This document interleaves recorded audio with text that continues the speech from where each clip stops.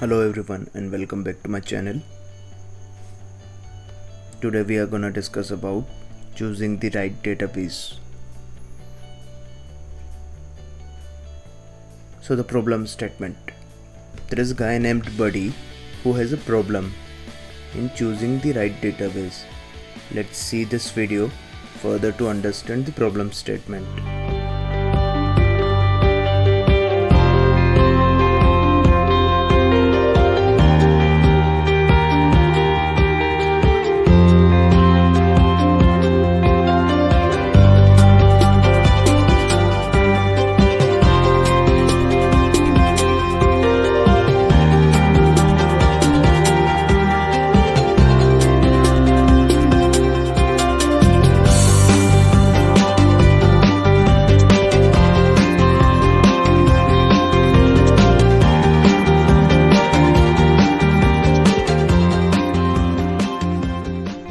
Now we know the problem.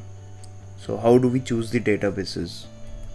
So there are many types of databases: SQL, NoSQL, with the examples like MySQL.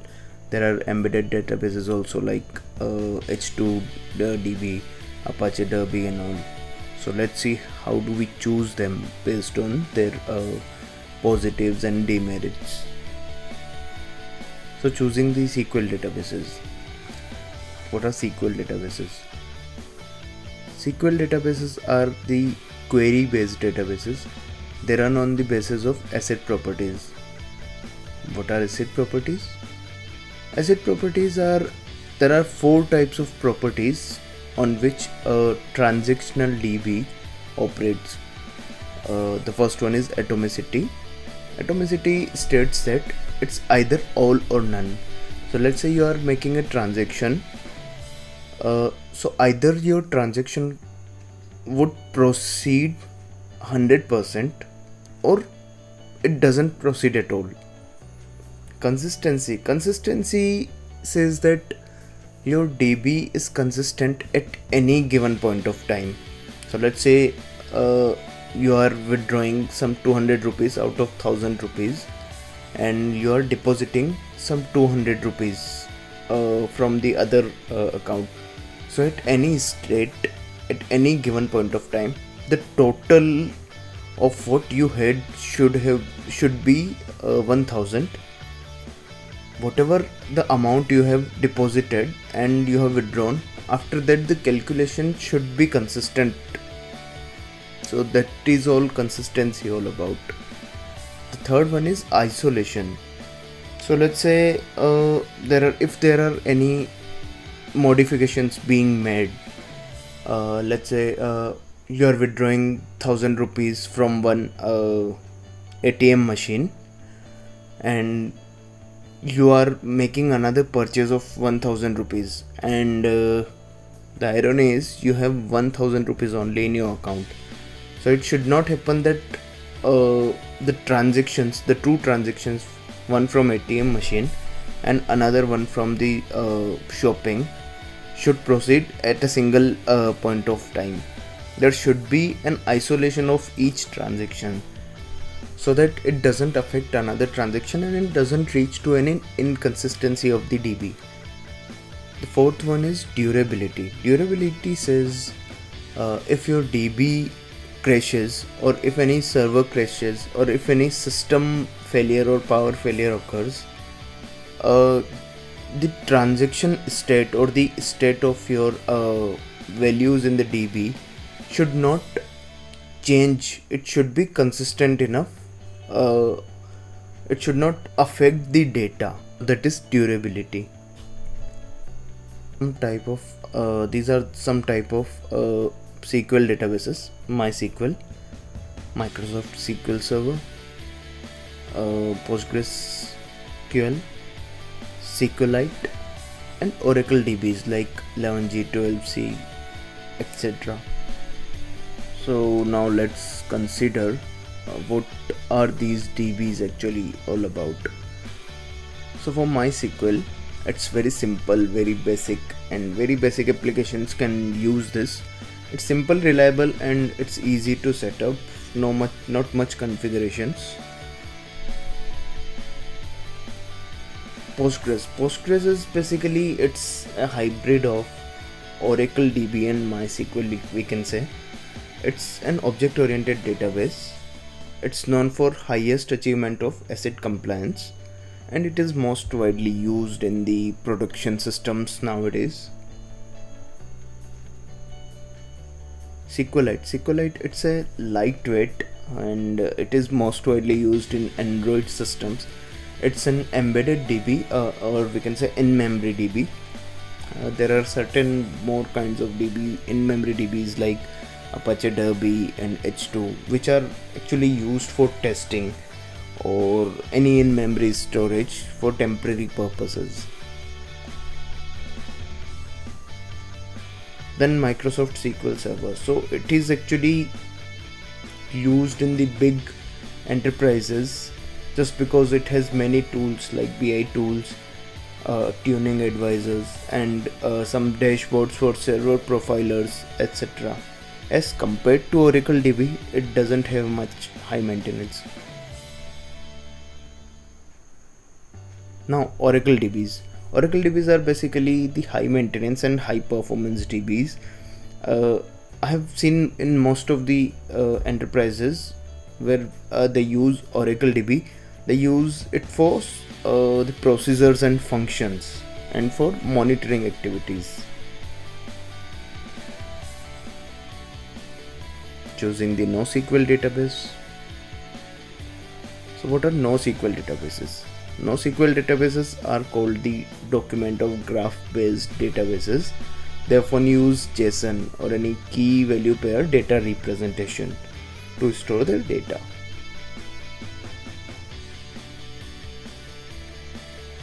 So these are certain type of NoSQL databases. Redis, Amazon DynamoDB, Apache Cassandra, Apache HBase, and MongoDB. So for Redis, it's simple, it's highly secure, it's a key value based DB. It actually scales on its own. It has a free backup for every 7 days, and it is a managed DB which automatically switches the data handling to the minimum downtime.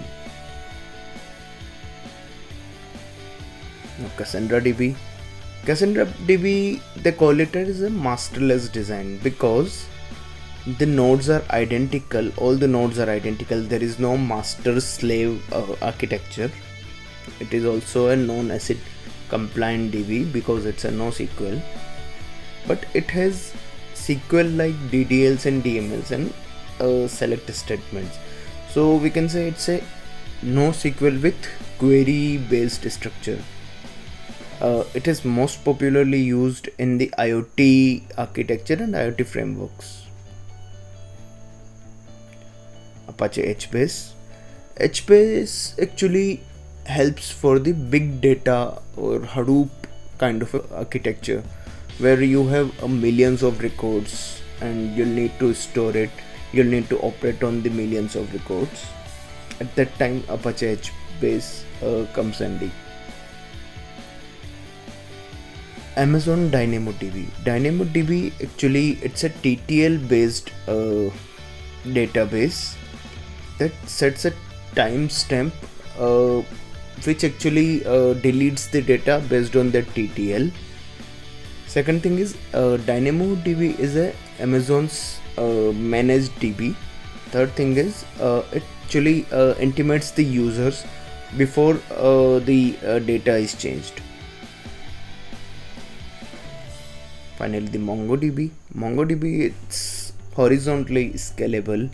It's widely used NoSQL DB. It's managed via all the cloud platforms, such as AWS, Azure, and Google Cloud Platform. It's a good choice for businesses which are rapidly growing and they don't have any clear structure.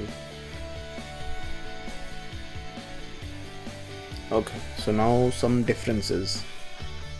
We all know SQL databases are relational.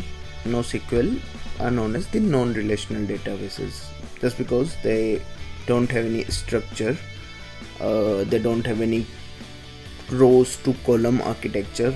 They just store the documents, they just store the JSON or any other key value pair data structure.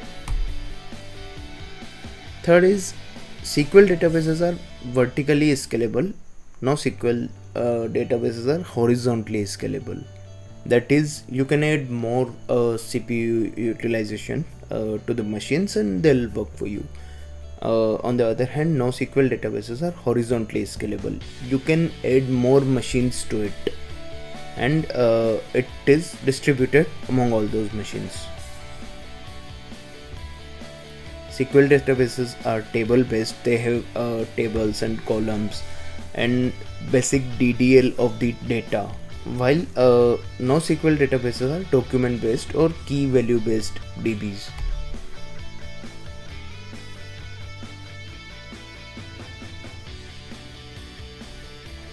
Some points to consider. There is a CAP theorem that helps us in choosing the right DB. The CAP theorem consists of consistency, availability, and partition tolerance. Based on these 3 points, the DBs are divided into any one of the 3 edges of a triangle. There is a video on YouTube which I'll be sharing a link in the description. You can see if you want to know further about it.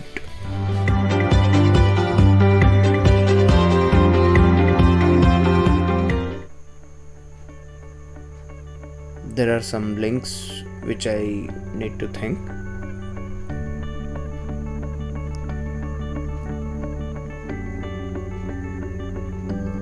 That's all for this video. Thank you so much for being a great audience. Please like, share and subscribe if you like this video. Thank you.